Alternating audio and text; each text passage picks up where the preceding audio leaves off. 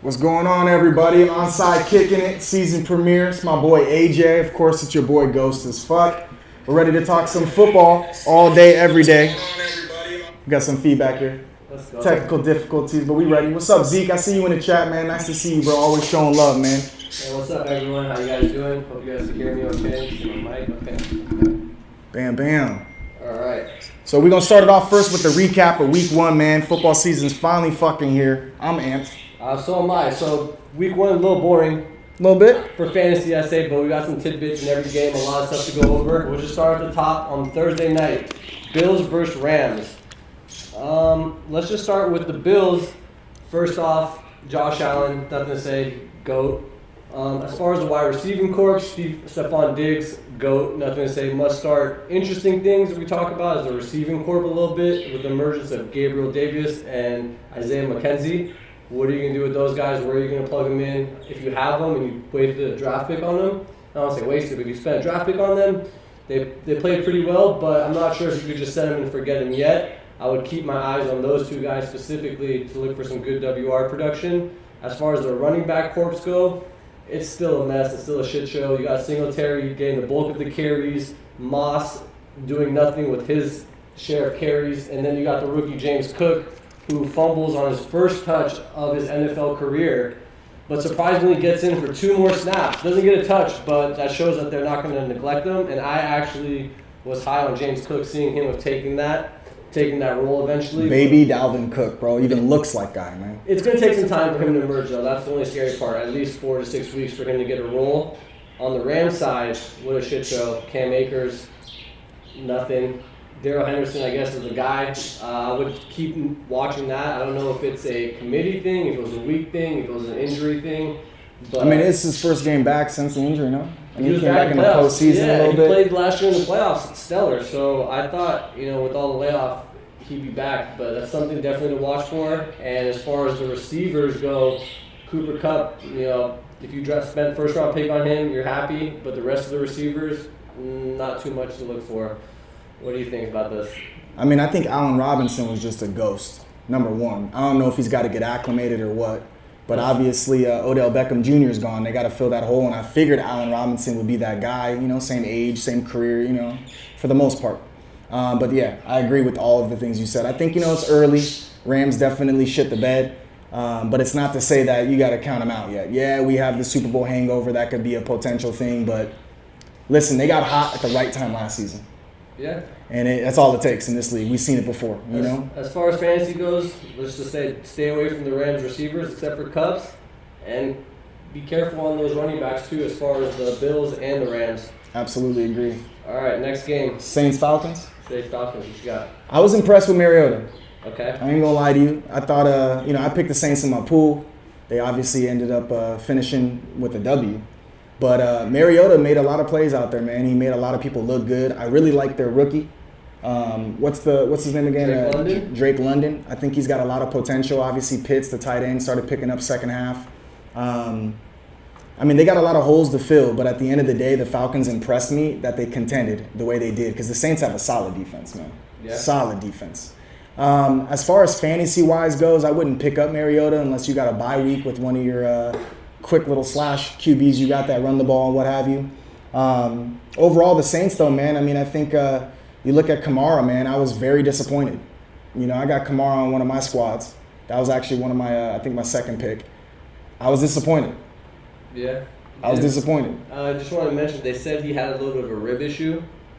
It wasn't really disclosed, but it came out after the game, and I think you should check on that falling into the next week, but they said it shouldn't be too much problems. That's huge. Tyson Hill, this guy's going to come in there and be a thorn in your side. Obviously Ingram's going to be a thorn in your side. If you bought him Kamara, if you drafted him high, man, look out for some of these to kind of be the norm. You know what I mean?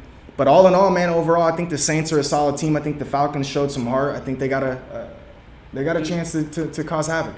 A couple things to touch up on. The Saints, number one, like you said, Taysom Hill. I think he's somebody you should keep an eye on moving forward, especially at the tight end position. Obviously not as quarterback, but if you could slot him in as a tight end and he's able to play quarterback, that could be a league winner for you. Also for the Saints, Michael Thomas, anyone who drafted him in the 4th, 5th, 6th round, 2 touchdowns, looking like he's going to be a top 5 wide receiver. He looked like he was back. You got to be hyped on that. On the Falcons, I would be a little worried about Kyle Pitts if you drafted him as a top 3 tight end, but you can't give up on him yet. He still has a lot of potential, and like you said, Drake London did okay for a rookie, but I'm not sure if you're really feeling too confident to start him. And Cordell Patterson, 22 touches. If he remains to get that type of volume. My boy asked me, he said, Michael Thomas, Cordell Patterson, or St. Brown from Detroit. And I told him, I said, look, Michael Thomas, let him show me something. Either he becomes a must start, or he ends up, having a tough time, especially with Winston. You got Dr. Jekyll and Mr. Hyde out there. Is it 5 touchdowns, 5 picks, 500 yards, 150 yards? You never know. But I ended up rocking with Cordell Patterson. And obviously it was crazy. In his league, it was 0.4 points separated all 3 of them. All 3 of them had 22 and some change. So you really couldn't have gone wrong. But moving forward, I think Michael Thomas must start. Cordell Patterson picks up from where he left off, must start.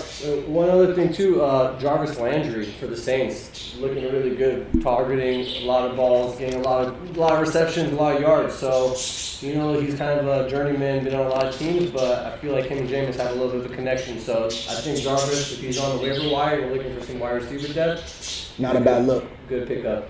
Shout out to the chat real quick. What's up, Chevy P? We see you. My boy Turts McGurts, nice to see you on here, man. PK the First Nandy, man. I appreciate you guys. It's good to see you guys as well. Yes, Zeke, I still got the Ghost Hawk. I got hat hair right now, so I won't show you, but maybe next week I'll rock the Ghost Hawk for you guys, man. What's up, y'all? If y'all have any questions, don't hesitate to ask. We'll jump in the middle. Let's move on. Next game, 49ers and the Bears. Shit show. Very sloppy game. Weather conditions not the best.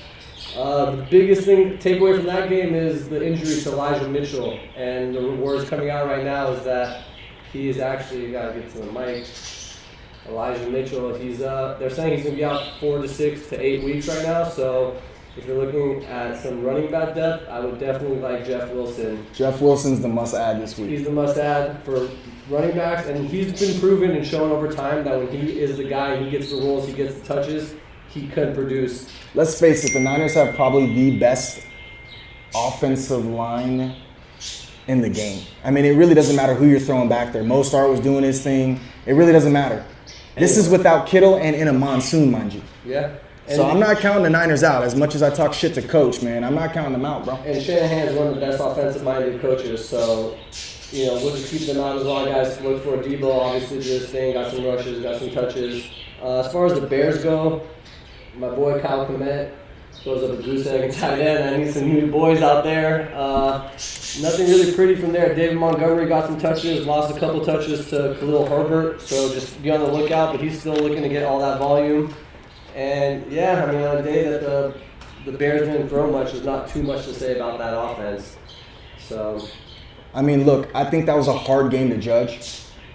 You know what I mean? That weather was nasty. So I think that was a hard game to judge. I'm curious to see week 2 how some of these people do. Is Kittle supposed to be coming back this week? I'm not sure when he's going to be back. I was surprised that he was inactive this week. So yeah, we don't know how long the injury is going to last or what's it's a lingering one. And also, there's talks that they redid Jimmy G's deal, so he's going to be coming back. So as the backup, yeah, insurance policy they call it. We'll see if Trey Lance doesn't perform and produce. They might go back and forth because Garoppolo has proven that he could be successful in this league. So he said we got an Al's camera freeze. Are we frozen right now? Let us know if we frozen. there we go. Check 1, 2. I see it clear on my end, but let me know if so. We got a lot more connected nowadays. Next up, Steelers and the Bengals. I'm gonna let Jeremy go ahead and handle this one. First things first, bittersweet victory for the Steelers. If you guys got Najee Harris, my condolences. It's definitely rough considering he had the Liz sprain going into the season. He wasn't getting much traction, and he had one awkward tackle at one point, man, that you hope he bounces back from. From the receiving core, Deontay Johnson, I know that he fell a lot in a lot of the leagues I was in. And I was surprised, to be quite honest with you. But at the same time, Chase Claypool, you got a lot of mouths to feed now. Obviously, Freiermuth, he's going to be a good tight end. That safety valve for Mitch Trubisky is going to be there for him. I'm very, very, very, very, very curious to see what this guy George Pickens is all about. He showed some nasty potential in the preseason, so I'm definitely curious to see how he plays. I think the biggest news out of the game, to be quite honest with you, was the Watt injury. I saw instantly when he went in there in the attempt to sack in the fourth quarter, I was reading his lips. He's like, I tore my shit. I tore my shit. Several times, I tore my shit. And I instantly knew, like, fuck, if he tore his pec, this is wraps. It's going to be a very long injury. Matter of fact, he had an interception already. He had 2 sacks already. The defense as a core, man, if you don't have the Steelers' defense, losing Watt would hurt, but it's still worth picking up based upon what the fuck they're doing. I mean, 5 turnovers. I was sold on them 7 sacks before they lost Watt, but I think Watt's such a difference maker. It's a difference maker. I think it's going to be hard to replace, but I think they're going to go from an elite defense to a top tier defense. So here's the thing that I'm looking at it. You have opportunity. Same way we look on the offensive side of things. We went 3 and out too many times. And I think we'll clean up a lot of these 3rd and shorts. I think we were average yards to go at one point, 3rd down and 4.2 yards to go, and we were 0 and 5. So I think we'll clean that up, especially with the group we have. But you just still got to think about the opportunities. That defense is going to be on the field a lot. They're going to create sacks. They're going to create turnovers. You got to look at the core as is. You know, we already ran up and got Miles Jack to help the run D. You got obviously Cam Hayward on the D line. He's doing his thing. You got to think about Bush. It's like his 3rd year now after his 2nd year. He had his injury. And then Minka Fitzpatrick is just a fucking ball. He's the modern day Troy Polamalu. He's in there when it's a run. He's in there, obviously, pick 6 early on in the game. I mean, my guy's definitely causing havoc. So I still think it's worth grabbing. Obviously, if you have, Niners or the Saints and you don't need defensive help, obviously, there's no need to go in there. But I still think the Steelers are in good shape to put up a lot of points. And really, that was the difference of some of the games. I lost my week 1. I pretty much have an L this week in another league I'm in because the guy put up 30-plus points on the Steelers' defense. Yeah, it's tough. What do you think about the Bengals players and their position players? Look, I'll be honest with you. Mixon's a beast. Mixon's a beast. I got to give credit to that. Obviously, Jamar Chase is just fuck, man. He's fun to watch. I think that those 2 alone are game changers in the fantasy realm. I can't get mad at Burrow. Burrow definitely was under duress the whole fucking game. This guy was getting swamped. So I'm not ready to count any of those Bengals out, man. I think this was a good game for them to lose because it really gets that, like, all right, we went to the Super Bowl, humble pied us real quick, at home, divisional home game. I think this is a good week to look at them for turnaround numbers fantasy-wise, to be honest with you. I genuinely do. Yeah, I mean, like you said, Jamar Chase produced, Joe Mixon produced. I wouldn't give up on Joe Burrow yet. And I was going to say, yeah, with the concussion to T. Higgins, Boyd steps up. is now an emergence, and look for him on the waiver wire. And if you're looking for some wide receiver depth, I think he's a must start next week, to be honest with you, just because of the simple fact that they got to make up for that loss. They're going to put it in. If T. Higgins isn't active, then I definitely like starting Tyler Boyd for sure. Must start. So let's move on to the next game. We got Eagles and Lions. So let's start with the Eagles on the road. They did a good job to put up a lot of points. Jalen Hurts, I know you're very, very big on him. Did great. Only concern is you just don't know who is going to rush the ball from the Eagles team. Is it Miles Howard? Is it going to be Boston Scott? Is it going to be Jalen Hurts? Is it going to be Miles Sanders? Is it going to be Kenneth Gainwell? Like, we don't even know who's going to be touching the ball. So it's a little bit from there. The bright spot, A.J. Brown. Yeah, that guy's a beast, man. A.J. Brown. I think it was a good move from him getting out of Tennessee. He's going to get more targets. The Eagles do a really good job spraying the ball around, but Jalen was locked in on A.J. Brown, someone that no one received more than 10 targets in one game dated back last year, and he had over 10 catches himself. So it just shows the good rapport they had. The only worry is Devontae Smith throwing up a goose egg. I don't think that's going to happen too much, but I don't think too many people are looking to start him in the lineup as well. On the Lions side, DeAndre Swift looking like a beast. Anyone that put that top pick on him, he looked like one of the top players. I would look to handcuff him with Jamal Williams, though, who also did get some goal line work. We don't know if that was a series thing, if it's a goal line thing, if it was a chance thing, but Jamal Williams did get some work, and the whole fantasy thing, the fantasy curse and these players. So as far as wide receivers, Amon St. Brown did good. did a beast. Picked up where he left off. Right where he left off. So I see him having a bright future. And I didn't mention it, but his brother also on the Bears scored a ton. St. Brown. These guys are good, man. They got some skills. Pedigree. And there's not too much to say on the Lions Eagles. They scored a lot of points. The Lions defense is really bad. So one thing I would look for is to try to match up your offensive players against the Lions if you have that chance. So. One thing I want to add, man, is if you looked at what the Eagles did, it was pretty impressive, man. You know, Hurts ran one in, Gainwell got one, Boston Scott got one. You know, the person Sanders that got one. Of course, yep, Miles Sanders, of course, A.J. Brown, of course. I mean, they put together a well-diverse fucking scoring methodically. And again, Detroit Lions, so I can't crown them yet. But the fact that Dallas Goedert's on this squad without a Zach Ertz to swallow up some of his targets, although he didn't have the best of games, on paper he was like the top 3 tight ends this week with just a measly, I think, 4 catches and 40, 50 yards, something like that. Look out for him as they start to kind of hone in on, you know, A.J. Brown. That's when that middle starts opening up. I think they got a lot of fantasy potential this year. I think so too. What we got next up? Patriots, Dolphins? Patriots, Dolphins. My boy Sean is a diehard Dolphin fan, man. It was really nice to see the Patriots lose to a divisional game to start their year off. You know, I'm a Patriot hater, got to keep it 100. The Dolphins, I think they're just starting to get going, man. I think that give them a few more weeks with live gameplay, and I know we had a conversation about this. I know the Patriots could have easily had this a whole different story with the red zone turnovers and what have you. But if you look at Chase Edmonds and Mostert, dynamic backs. We talked about Mostert as a Niner before he had that crazy arm injury. He was actually whomping a few years back on the Niners, and then he picked up where he left off. I think that it's difficult to trust a running back in that situation because you just don't know if Chase Edmonds is a little banged up, if he's going to actually be that bell cow or not. And another thing is Tyreek Hill did exactly what Tyreek Hill does. It was extremely impressive.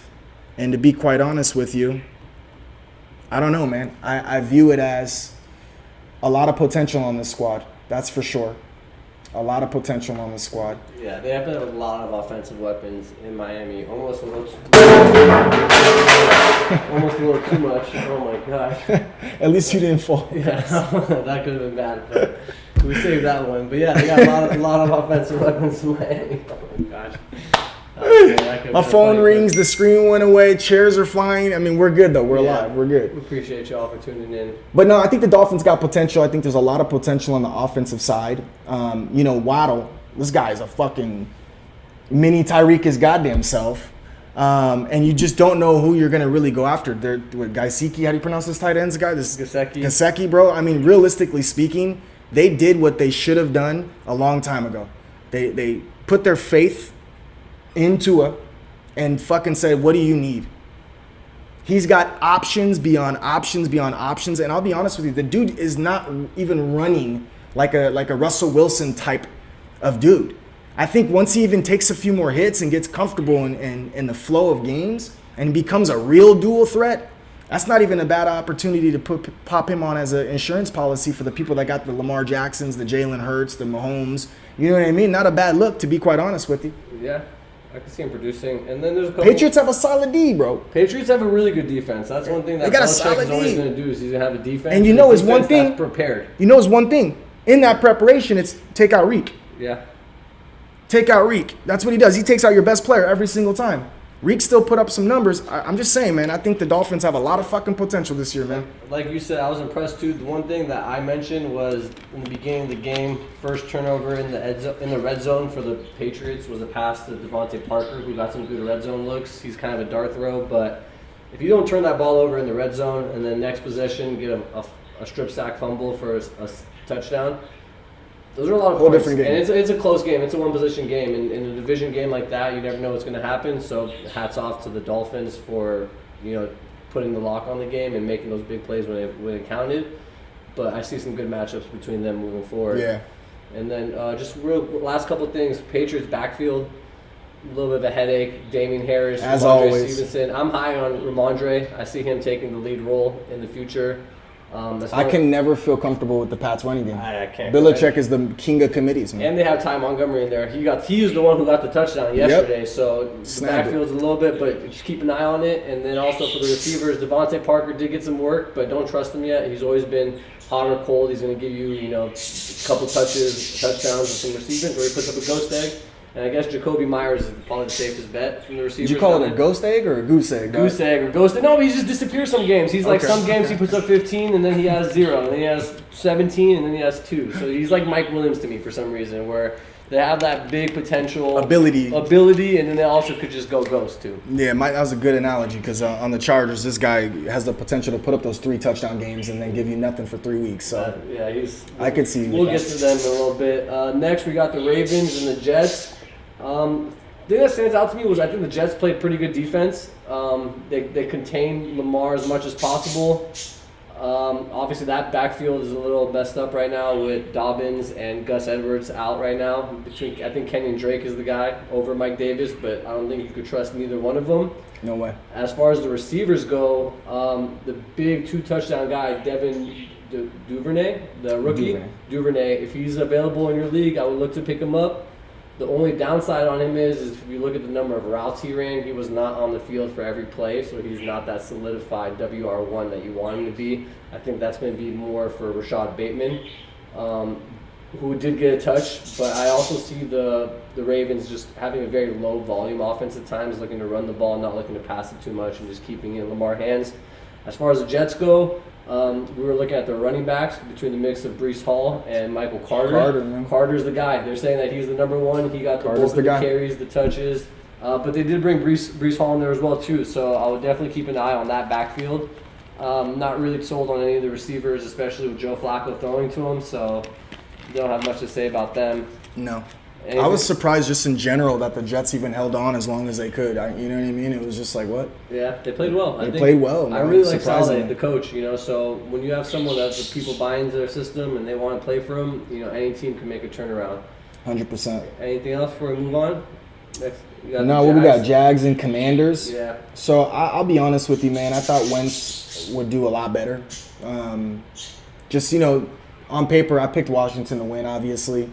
I felt like all around, they just didn't dominate as I thought they would. From the Jacksonville side, what is this, the second year? Our QB year? Yeah. It's the second year. It's just very lackluster on both sides for me. Like, there was not one player that stood out on either side for me that I can trust to even throw in as a WR2 even. Or RB2 even. On both teams? On both teams, man. I just wasn't really... I think Antonio Gibson for the Commanders solidified himself as RB1. Yeah, but yeah. And that's also given that Brian Robinson was shot in the leg. So, without that, I'm not sure if he has the same role and the same production. And one guy I kind of was looking out for was Scary Terry. Big on him this year. Not too much production. He got the big catch at the end of the game to salvage his fantasy day. I've never been high on Scary Terry. TZ loves Scary Terry, but for me, I don't know, man. Wentz is one of those guys that he's like just lackluster. He has this potential always of like, okay, this is where he goes in. This is where he's getting ready to put up some work, and it's just never really there. And if you can't do this against the Jags, D, how do you feel comfortable looking all year? This is the first year I've had Terry, and I've seen him produce year over year with no quarterback. And I was like, I don't like this guy. So I figured with Wentz, it's only going to get better. After seeing the game, seeing the production, seeing how it's going to go, he's going to have some great games. But unfortunately, there's going to be some low volume games as well too. Just some boring games. It's going to be It's going to be hard for them to put the ball in the end zone. So when that happens, you're going to look at a low scoring input. Just really quickly, also on the Commanders, Jahan Dotson, the rookie, played really well, and Curtis Samuel got a lot of touches and a lot of targets as well too, who both I think will be on the waiver wire. And Curtis Samuel was the one that kind of surprised me. Because, as a Panther, he kind of did the same thing where I was like, damn, this guy used to be that guy. Like, he used to be like that slash, like that Cordell Patterson type of dude, And I just felt like he was kind of overlooked this whole offseason. But he did definitely he was a target hog. Yeah, and then also one thing I want to mention for the Jaguars is the split between James Robinson and Travis Etienne.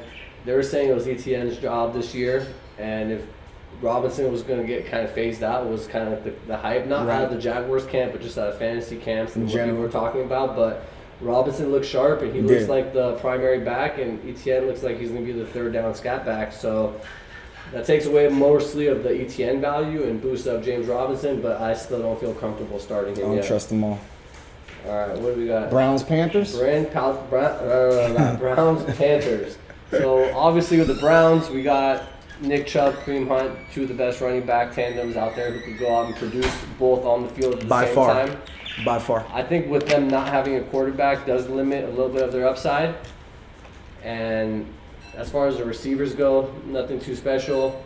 Panthers, I don't want to talk about Baker. He just kind of disappoints me year in and year out. And obviously CMC is a must start. I think he got kind of contained a little bit yesterday, but he still got the same production that you need for a floor level. So if that's the worst production you're going to get from CMC, that's not bad. And hopefully he has a lot better, more games. And they're going to need to feed him the ball if they want to be more productive.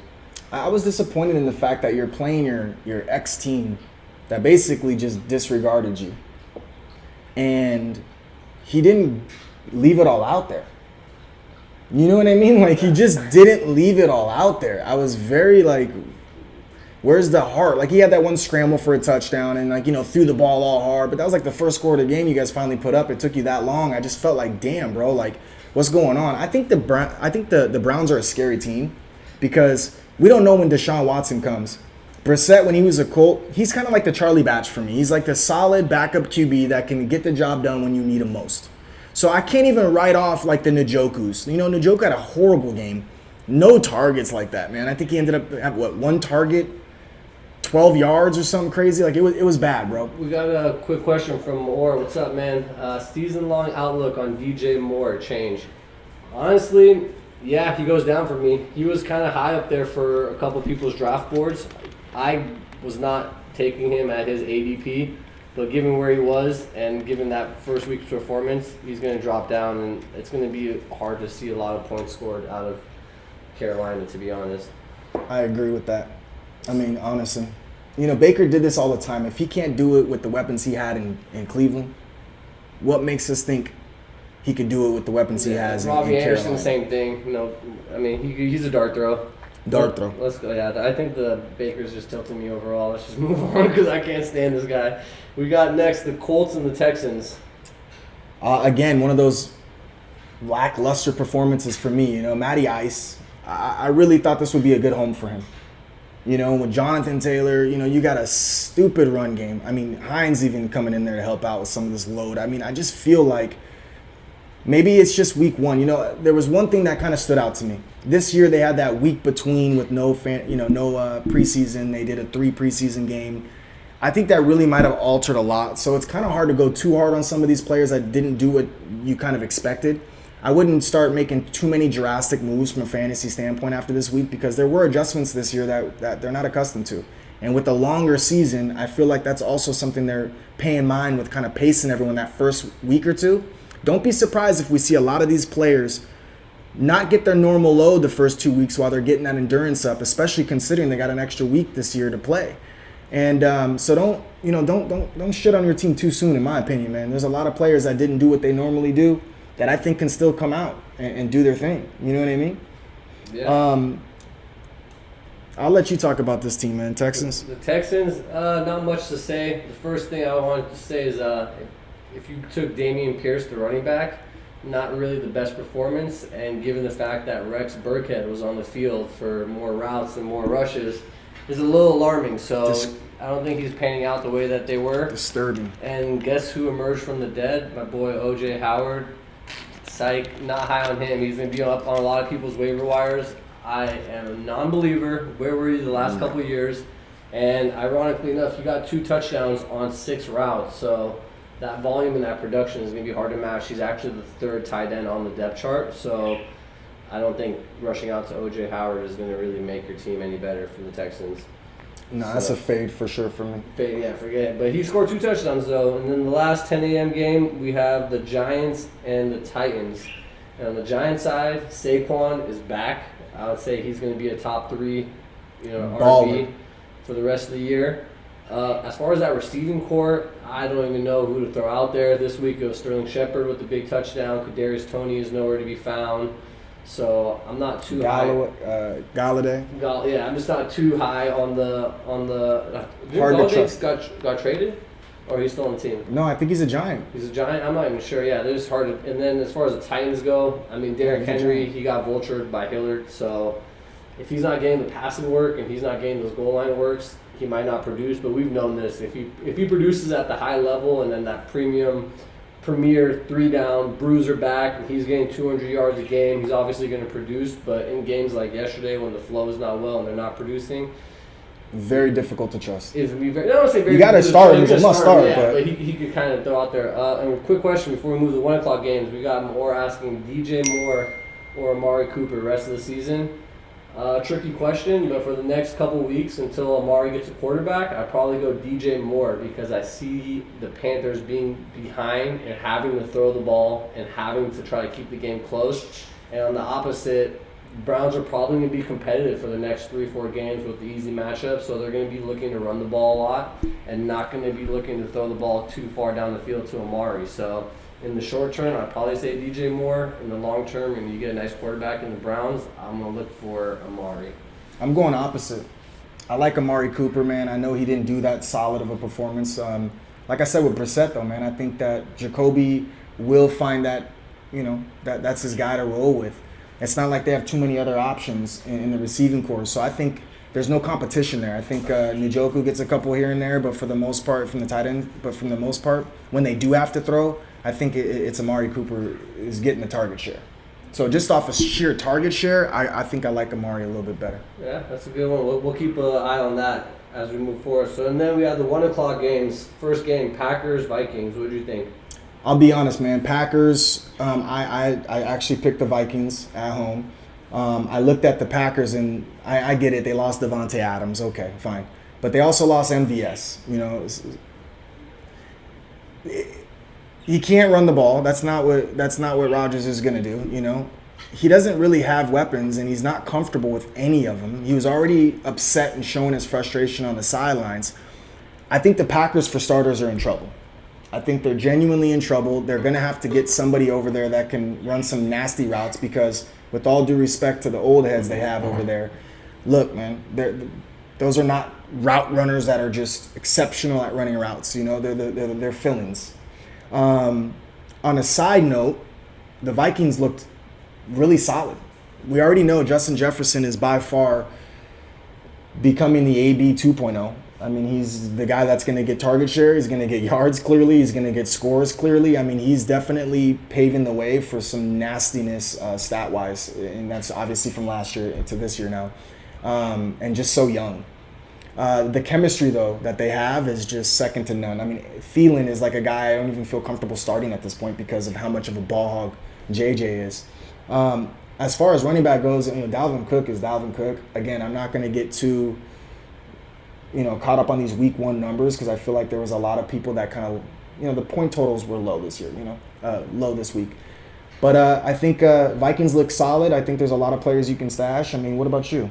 I just think I would keep an eye on the running back situation for the Packers. Aaron I think Jones. with their offensive line is being a little hurt, performed well, being able to move the ball with A.J. Dillon. He kind of looked like the 1A over Aaron Jones. So as far as who's going to get the touches, who's going to get the goal line work. And this has been frustrating as an Aaron Jones owner, though, right? It's always like he's snagging some of the shit, whether it's him, whether it's... It's always been like that, but the problem is that A.J. Dillon looks good. He did. Looks like he deserves those touches. So Right. It's not... Before it was more of a What are you free Aaron doing? Jones. No, it's free Right. Aaron Jones. It was like, we have Aaron Jones, we don't have anyone. We had Eddie Lacy and this Right. guy and that guy was just garbage. And with A.J. Dillon, he looks like a great runner. He looks like a good... That was the one bright spot of the Packers. And as far as the Vikings go, it's funny, there's a couple receivers, and just really quick, I want to mention, I was not as high on Justin Jefferson. I wasn't either. And I was higher up on Thielen. So that was one of those preseason packages where I wouldn't want to invest the first-round pick on JJ. I would have invested in a 6th, 7th, 8th round pick on Thielen and been pretty comfortable. But it looks like I was pretty wrong with the week one, how that's going to be. It looks like it's going to be a clear 1A and a clear number 2 receiver. And he's not going to even get the close amount of Thielen's getting up there too, man. We forget, what is he, 32? He performs every year, though, so that's why I like them. But, all right, let's move on. Chiefs and Cardinals. So the Chiefs look good as always. From the Chiefs offense, Mahomes, love him. Kelsey, tight end number 1, obvious. Really impressed with CEH. Clyde Edwards-Helaire got 2 receiving touchdowns. So a team like mine where I have a Mahomes to Clyde Helaire stack, it's going to be tough to beat me when Mahomes is throwing 5 touchdowns and 2 of them to my running back. I would also keep an eye out on the rookie running back, Isaiah Pacheco. He got some garbage time touches, but he did manage to get 12 touches, 65 yards, and a touchdown garbage time. I think that was mostly due to them being up ahead and giving Helaire a little bit of a break, but nevertheless, I think they played well. Receivers, Juju did great. I think he's the number 2 receiver behind Kelsey. He's not going to run those long, tricky routes like some of the other guys, but I think he will be a nice blanket and a safety blanket for Mahomes. As far as the Cardinals go, James Conner did his thing, got his touches. I think he's the guy in the backfield. Murray didn't look as sharp as he could, but still scrambling, still throwing, could get points up there. D-Hop was out. I think that's what I was going to say. The biggest difference to take away from their offense is their stars did their thing, right? Without D-Hop, that's a big difference on that squad. What do you think about Marquise Brown? I think Hollywood played bomb, bro. Like, I'll be honest with you. I was high on him. That's AB's cousin. So I was high on him when he was a Raven, even though I hate the Ravens. And I was like, I like this guy. AB tried to recruit him to a Steelers when he right out of college.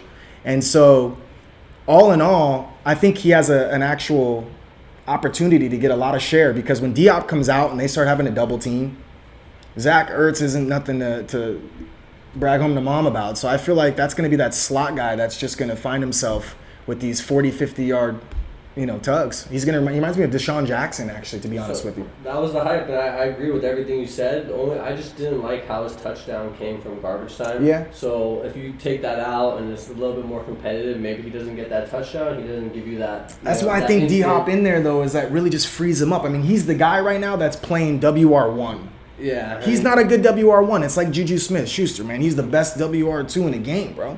So you put a lot of pressure on him with that, but I think D-Hop comes back, don't you think? I mean, that's one-on-ones all day for him. He'll hit those. He'll get those. And he's a good route runner. He's great route runner. Good on the deep ball. So let's move on. Raiders, Chargers.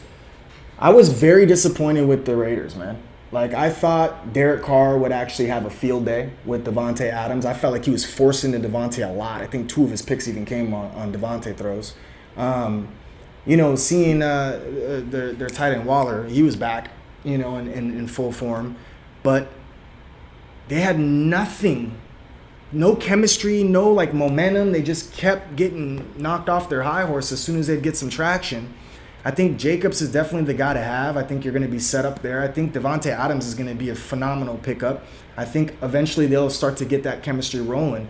But on the opposite side of the field, man, the Chargers look good, but I still wasn't blown away by anyone's performance. Eckler didn't have the craziest, you know what I mean? It was just very and I don't know if Keenan's hurt now. I don't know how bad this is going to be. Hurt his hamstring. They said there's a chance for him to suit up on Thursday, but coming up on a short week though, lingering, no way. I wouldn't even trust it, to be honest. I couldn't. As far as the Raiders go, I think the connection between Carr and Devontae Adams is it's going to be nasty. I think it's everything everyone wanted plus more. He's going to be nasty. He's already got the targets. So that's good. I think him and Waller, they're going to do a great job, like you said. Chargers, like you said, very lackluster performance. Who are you going to start? And they dominated. Mike Williams, you can't trust him. He got 2 catches, 10 yards. Keenan Allen out of the game hurt. There's a couple guys that are going to be slated in. Gerald Everett on the tight end might get some touches. There's a couple of waiver wires. It's going to be hard between Palmer and Guyton and Carter. There's a lot of guys. You don't know who's going to get the touches. The one thing I'll say, which is not really fantasy related, is the Chargers defense looks nasty with Bosa and Mack rushing up the middle. That's the sketchiest thing I've ever seen. I don't know how you're going to have any time or anything to do anything with those 2 guys coming at you. So that's the sketchiest thing I've ever seen. Look for their Mack just came out there and he had 2 sacks. He just looked like he was home. They disrupted. All right, we have our last game, Bucks and Cowboys. Man, Cowboys look awful. I know they lost Cooper, obviously. They also picked up one of my ex-Steelers, James Washington, but he didn't suit up because of an injury. On offense, man, they just looked bad. I mean, Ezekiel Elliott, I think he averaged like 6 yards a carry. It wasn't that the running backs weren't doing their thing. Pollard came in. You can see Pollard's running a lot of routes. So if he's available in your league, which I doubt, but if he is, not a bad flex to roll on your roster. He's going to get the touches on the game, on the run. When they go behind, he's going to be in the backfield a lot as well. CeeDee Lamb really disappointed me, like just disappointed me.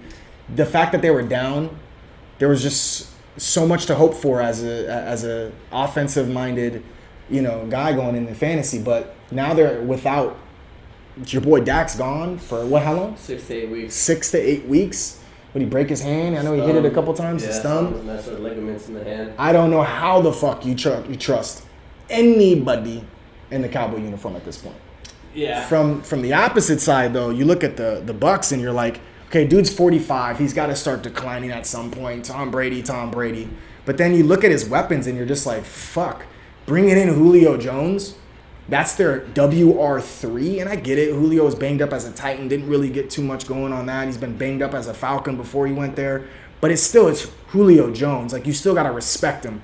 And the fact that Godwin, Mike Evans, Julio, it's just weapons on weapons on weapons. And then, of course, Lenny comes out, Lenny comes out as if it's like week 15 and he's ready to fucking get him to the playoffs, beasting on him.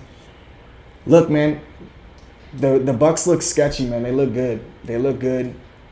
Yeah, one thing to notice, point out, Chris Godwin left. Is it week to week? I mean, we found that out yet? I think mean, he was right? questionable leading up to it. I had him on the bench. I wasn't able to start him given the 5 p.m. game, so I let him on the bench and started someone else. But given in that factor and giving in he left the game, it's going to be really dicey. And I would actually prefer he take a couple weeks off, get healed up, and know where he's at. As far as the Cowboys go, like you said, yeah, just no one you could really start. None of the receivers. I was big on Zeke this year because he was actually getting drafted so low. Third, 4th round type shit. I was like, this could be a bounce back year. But once they lost their left tackle, I kind of went away from that. And also Tony Pollard, they're getting him on the field, and they're doing a lot of 2 running back sets, a lot to get them both on the field at the same time. So he does have some standalone value, and it's going to be really tough to get. I will say defense. I mean, that's not a bad squad to have on a defensive end. I know the Bucks pretty much did their thing, but if you really look at it, they held them to field goal after field goal after field goal after field goal. I mean, I think there was, one touchdown to Mike Evans at one point. Before that, it was 12-0 at the time, 12-3. So if you need a defense, man, and the Cowboys are available, that's not a bad stash because the Bucks they got good O, man. That's good. Okay, so that's the slate. That's a good little recap. Next, we got waiver wires. Who stands out to you? Who are you trying to pick Obviously, Jeff Wilson is one of the guys for me. I have Elijah Mitchell in another league I'm in, and that hurts. So I'm definitely going to be looking for him. I don't know. Jarvis Landry, we were talking about him earlier. There's potential out there. I think that I'm not going to be too aggressive in week 2 in this waiver wire pickup. I'm not spending my fab money like that on crazy shit because I really genuinely feel like it was a lackluster performance all around. I mean, you take out the Cooper Kupps and you take out the Stephon Diggs and the Justin Jeffersons and pretty much Jamar Chase's. Receivers where it went heavy yesterday. Running backs besides Barkley. Of course, the JTs and the CMCs doing their thing. I felt like it was just all around lackluster, so I'm not going to be too aggressive in week 1 and spend too much of my fab money. I'm happy with the team I drafted. I think that bounce back games are due. Yeah, I think there's the 2 I would say at the top of my list, Jeff Wilson, like you said, just based off injury, and then Jaylen Warren from the Pits. I think he's going to get those touches if Najee misses any time. For wide receivers, I think Jarvis Landry could add some depth. Also, Jahan Dotson from the Commanders, also Curtis Samuel, and maybe even DJ Chark or Joshua Palmer from the Chargers with Keenan Allen missing some times. Look for him to slot in and take over Keenan Allen's role.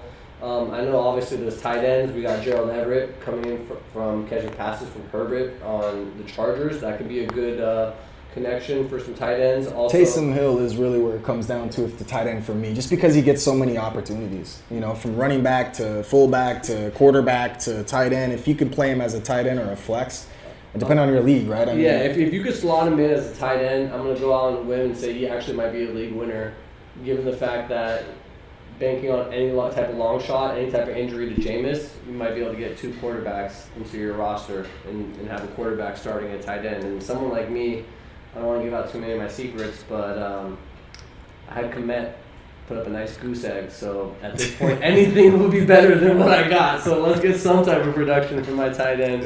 And then also, if you're streaming QBs, we also got Jameis, Carson Wentz, Matt Ryan. You can look at them as a flyer, and they could throw up, 15 to 25 points on a weekly basis. I mean, I'm kind of the same with Fields and Trey Lance. I mean, that was a monsoon, man. It's hard to judge them early, but it's not a bad. They didn't really have too many mistake-free. I mean, it was just a slower game in a sense, And to answer your question with the running back situation in Pittsburgh, first things first, we have no continuity at the offensive line yet. We brought in some guys off-season. We drafted. I mean, it's hard to trust a running back in that offense right now.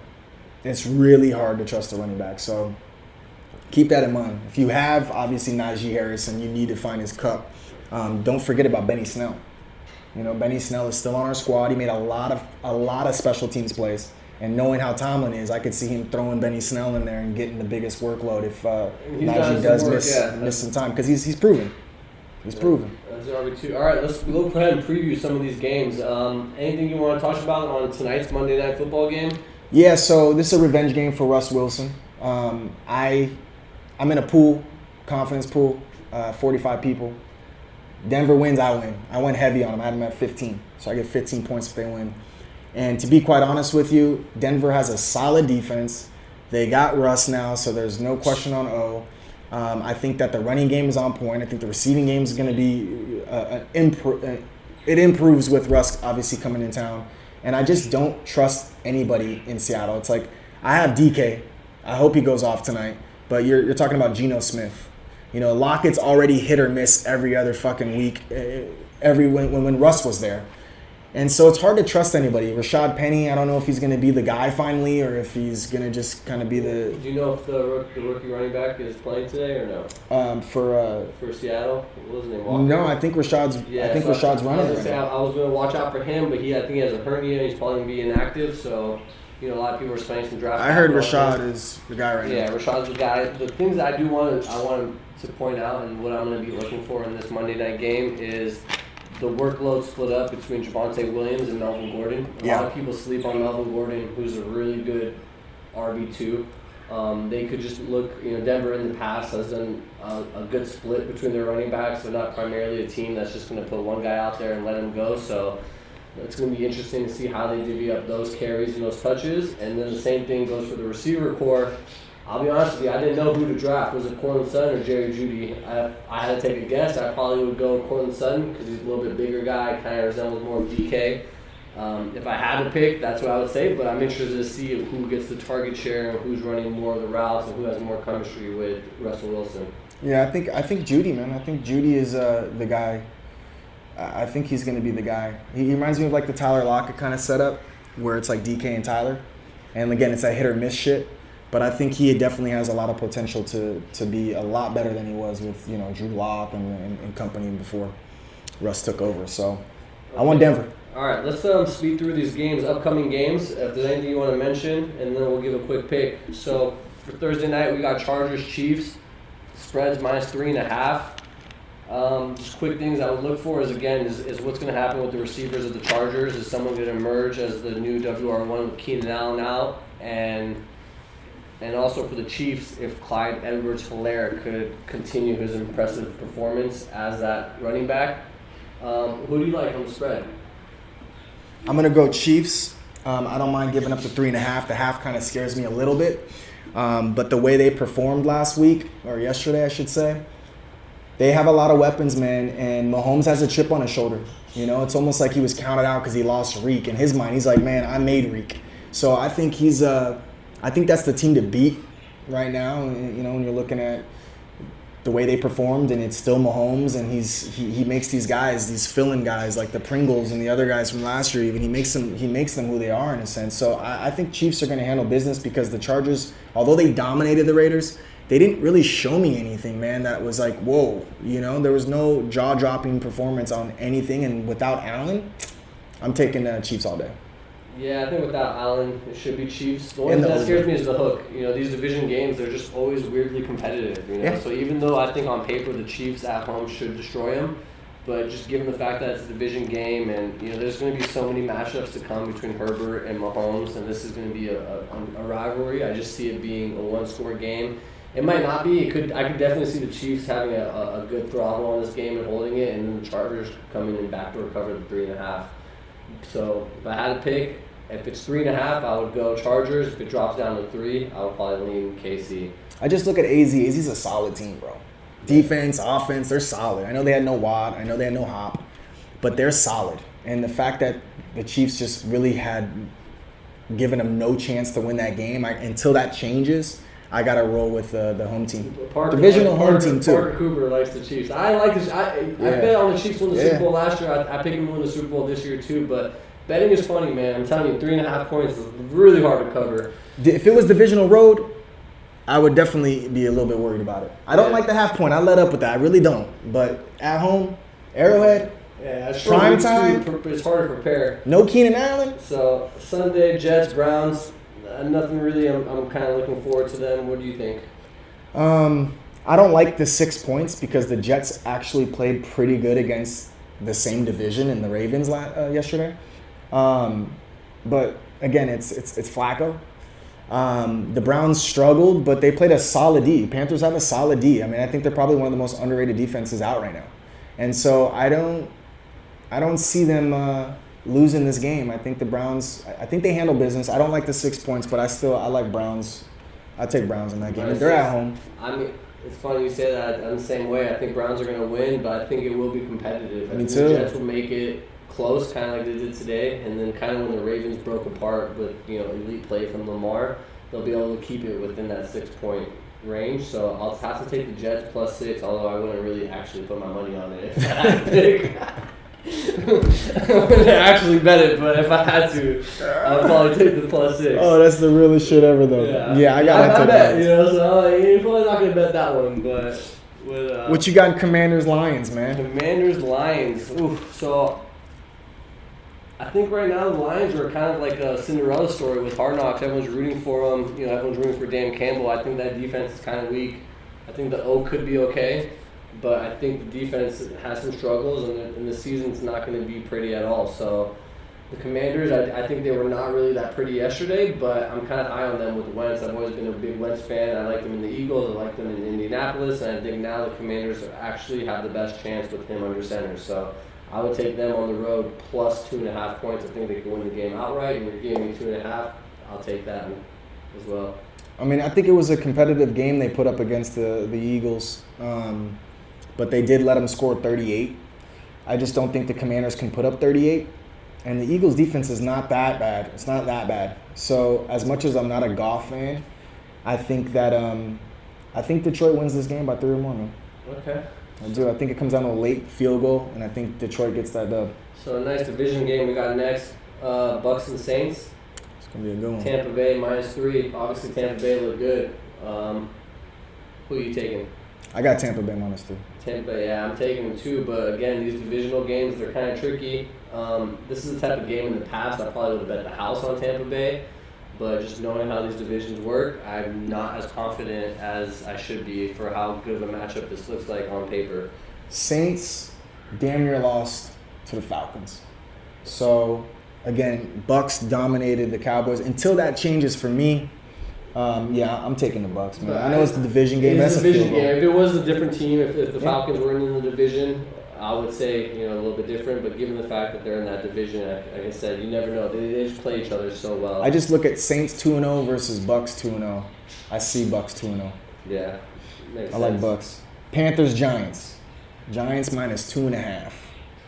I don't like Baker, and this is the reason why I don't like him, because I'm going to have to take the Giants -2.5, and then he's going to go ahead and cover, So that's this is why continue to dislike Baker Mayfield more and more and more and more, but I would have to go with the Giants. The offense looks good, especially going on Saquon, so it could be, there was some hype on them last year and they didn't perform, and then that could be maybe a little delayed of the team starting to mesh and gel together now. So, Giants and Jets for me have just been two teams that I just can't comfortably take. I get it, they're at home. That was a nasty loss for the Panthers. That hurt. They had a chance. They were up with a minute left. And I think those are the games that kind of sting, especially with a new team, new QB. I don't know, man. I think the Panthers are actually going to win outright against the Giants, man. I think they're going to win outright. Yeah, it could be. I mean, they disappointed me. I had them over the Browns, but I can't trust them. And I do see him winning because that's something Baker will do. Like, he would literally just do that because I picked against them. So, that's just... He's got that vendetta for you. Yeah, that's just some of those guys, man. All right, next one. You got your Steelers at home versus the Patriots. New England -1. It's close to a pick-em. What do you think? So this is fucked up because there's a lot of questions still for me. Bittersweet win. You know, it's good to come out on top when you have a divisional road game like that yesterday. But just the lackluster performance that we had on offense just leaves me with a... I gotta say, man, the fact that we fought in that fourth in the OT and we scored, you know, Mitch actually took us down the field with the last chance to do so before OT expired, and he got the job done. I think that we're going to convert a lot more on third and shorts. I hate playing the Patriots after they've lost. Losing 2 in a row is something that's just very, very hard for them. But Mac Jones just didn't impress me. And I think that if we can play like we did against Burrow and company with all the weapons they have, I look at the Patriots and I go, damn, dude, we could fuck around and win that game too. So we're getting one. Really, it's a pick 'em at that point. At home, though, I think we go home and we handle business. Yeah, unfortunately, I gotta go Patriots. I would definitely gone Steelers at home if Watt was in and full healthy, and I see the game being competitive. I can respect that. But I think Belichick is just too good of a coach, and if he knows that Watt is not going to be in the game, and he can implement his strategy, a good run game between. Just remember one thing. It's gonna be tough. Just remember one thing. The Patriots looked like the team to beat. Mac Jones was like 8-2 or some shit as a starter.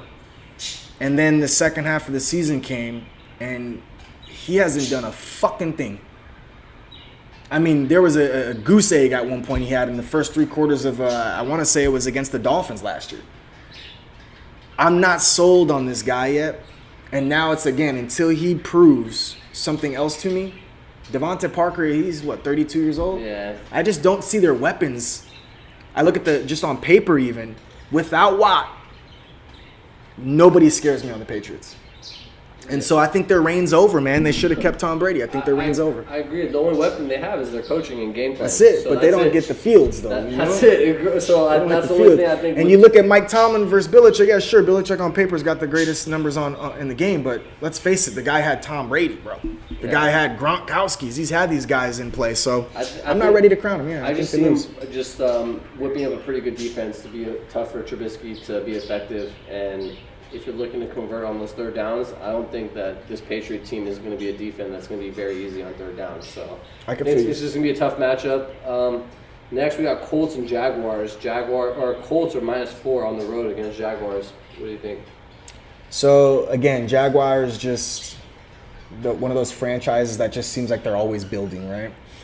Colts went out and they got Matty Ice. I think that the chemistry in Week 1 was disgusting for all teams, due to this break between preseason and the regular season that they've never had before. So I think the Colts actually, with Jonathan Taylor, get the offense going a lot better. I think that Matty Ice doesn't have to come back at the end like this and force OT, and I think they handle business against the Jags. I like them -4 for sure. Yeah, this is a tough one. I can see either team either playing really well or playing really bad. So I can see the Colts just coming out here and doing their thing.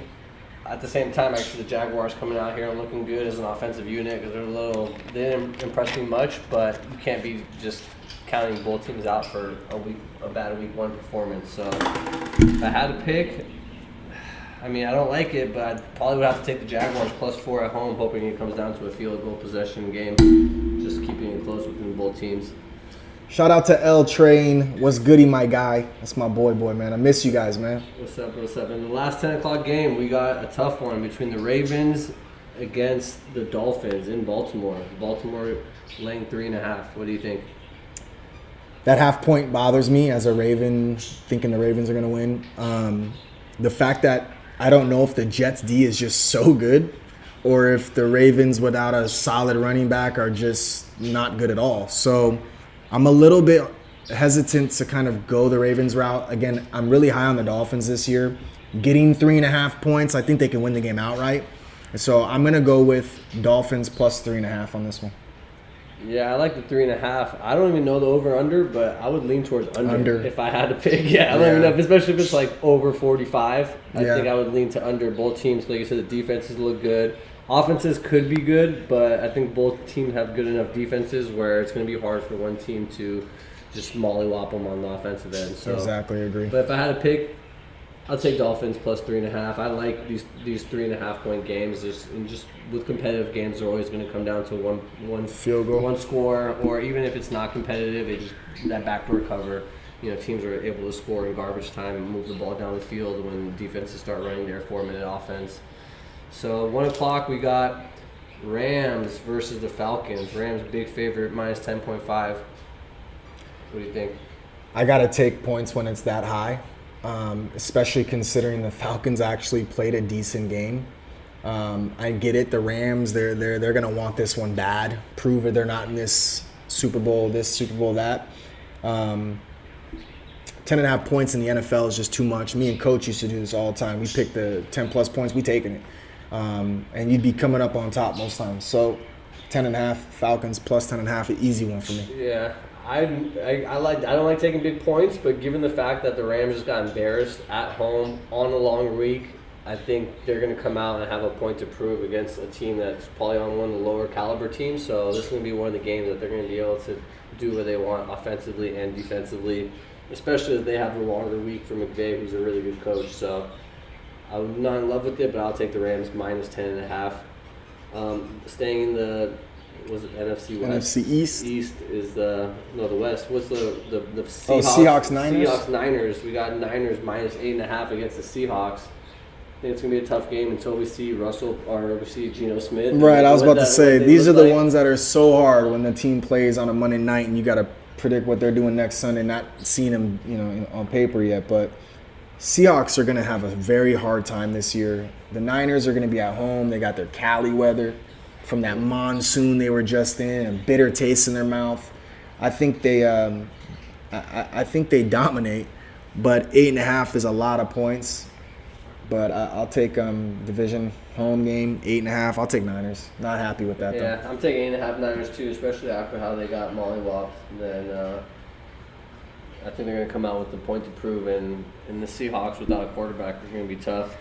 Next we got the Bengals and the Cowboys. Cincinnati -7 in Dallas.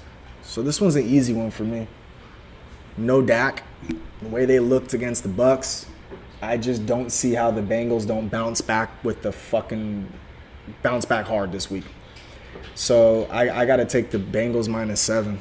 Yeah, I think that's an easy pick for me too. With Dak out and the Bengals playing the way they did against the Steelers, I think they want a little redemption in their next week. This is that run up the score game to me. Yeah, same thing with the Rams. I feel like it's kind of similar. Like they both had the Super Bowl hangover and they want another week to really redeem themselves. And then we got Texans Broncos, Denver -10. Same thing. We haven't seen them. We haven't seen when Russell works. This is a little bit tougher game because Russell's obviously a little bit better, but the Texans I don't even think are in the same category really as a competitive team. So question is, do you think they could cover 10 points? That's a lot. I mean, I feel like the Falcons have a better chance of covering 10.5 than I think the Texans do covering 10 against. Yeah, that's what I was about to say. I mean, like the Falcons with that 10.5 is a lot better. That 10 to get 10 isn't enough. The Falcons like a real team. Yeah, the Texans aren't in the same real. breath. Like, they don't have like a quarterback. You don't really look at them as a competitive threat. Like yeah, I hate this because I don't know if the Broncos come out and just fucking suck, but I'm gonna go Broncos minus 10 on this one. Yeah, uncomfortably. I'm thinking Broncos too. As long as Russell's healthy and everything checks out, they should do good. And then the last 1 o'clock, we got Cardinals Raiders, and Raiders are minus 5.5. What are you thinking? Shaking your head. I can't believe it's a 5.5 point spread after what they did in LA. I don't understand how that's even a thing. Now I get it. Cardinals got mollywopped, but they got mollywopped by the fucking Chiefs, man. The Raiders are not the Chiefs on offense. So this game stays close. I don't see how they lose. I can see the Cardinals winning outright. And it wouldn't shock me. I agree. This is probably my best bet if I had to pick. I think I'd the take lock of the week. I think I'm gonna take the plus 5.5. So all day. Even if they don't win, I see them covering the 5.5. All day. Pretty easy. So all day. Yeah, I like that. That's my lock of the week. Lock of the week. So I think I'm gonna have to go with that too. And then as far as Sunday Night Football, we got Bears and Packers, another divisional game. Packers are getting 10, laying 10 at home. You like the Bears? Yes. Yeah, I think division. I don't think the Packers can outscore anybody in the league by 10 points right now. I just think that the way the Bears played against the Niners and came back, competitive. They're capable of doing that and keeping it competitive. So I think they'll stay within that 10 points on Sunday Night Football. So I'm taking Bears plus 10. Yeah, and then 100%. This week we get a little lucky. We have two Monday Night Football games. One of them I don't think is really interesting, but I think the second one will be good. So let's just start with the more boring one. We got the Titans versus the Bills in Buffalo. Buffalo laying 10. I mean, I think I gotta take the Bills. Extended week, you know. If it was 10.5, I'd be uncomfortable. But the Bills look sharp. They look good. They look like if they had a chance in OT last year, they might have won it all. So they got a chip on their shoulder from that overtime rules that have officially changed, thankfully. I like Bills minus 10. I'll take the Bills too. Not a question in my mind. And last game, we got Vikings-Eagles in Philly. And Philly slight minus 1.5 favorite. Who do you like? Fuck. That's a very tough one. That's going to be a good game. I think that's like, where it's fun. It's going to be interesting to see what it comes down to. Because the Vikings did look really good.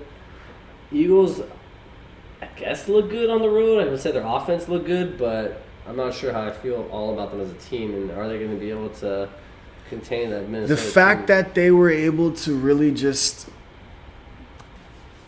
spread the ball around gives me the idea that their offense is in unison. Gives me the idea that they have threats on every which way. So I think keeping up is not going to be the problem. I don't know if Detroit just had all cylinders firing or if it was more about the Eagles just like letting off the gas every time they were up by 2-3 scores. So that final score, you look at it and it's very misleading. 38-35, was it? Yeah, 38. That's so misleading on what really took place. So I'm going to go with Eagles plus the 1.5 and hope that if the Vikings minus win. -1.5. Oh, they're giving 1.5? Philly is minus 1.5. I mean, they're at home anyway. It's the same shit. Damn. Yeah, I got to go Vikings. I'll take any points in that game. I don't care if it's 1.5. I can see the Vikings lose by a point and I win somehow. So I got to go Vikings on that. Vikings looked fucking good. Justin Jefferson looked good. This is a tough game to pick, I'll be honest with you.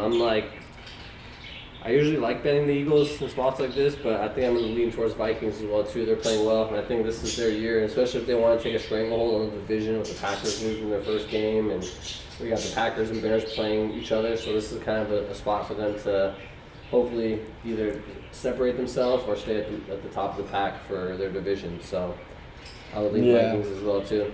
With the 1.5, I got to go that route. Yeah? Yeah, I thought it was the other way around. So, man. That's it. What's up? Season 1, man. This is Onside Kicking It with your boy Ghost and AJ, man. First of all, thank you for tuning in. If you guys have any questions, please feel free to leave it in the comments if you're watching this video later. If you have any questions now in the chat, we'll take some questions before we bounce out. Sean says, what's up? Let's go Dolphins. Best part was the shot of the water bottle into the trash can. Oh, he saw me throw that? Did you make it? Or? I did make it though, low I key. didn't even see it. I did make it in the mid, low key though. I really did. If that's what you're referring to, man, that's what's up. I'm glad you had eyes to see that.